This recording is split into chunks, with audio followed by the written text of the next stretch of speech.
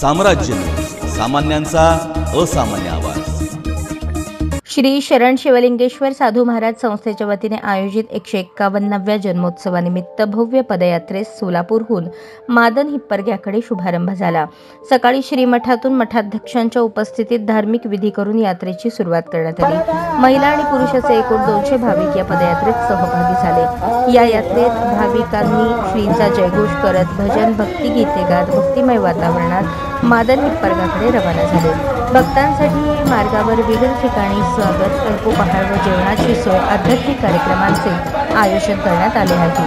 श्री शरण शिवलिंगेश्वर साधू महाराज पंच कमिटीचे अध्यक्ष मल्लीनाथ करजगी, उपाध्यक्ष रेवण सिद्धप्पा केरूर, सचिव सोमनाथ नावती आदींसह इतर सदस्य सहभागी झाले होते।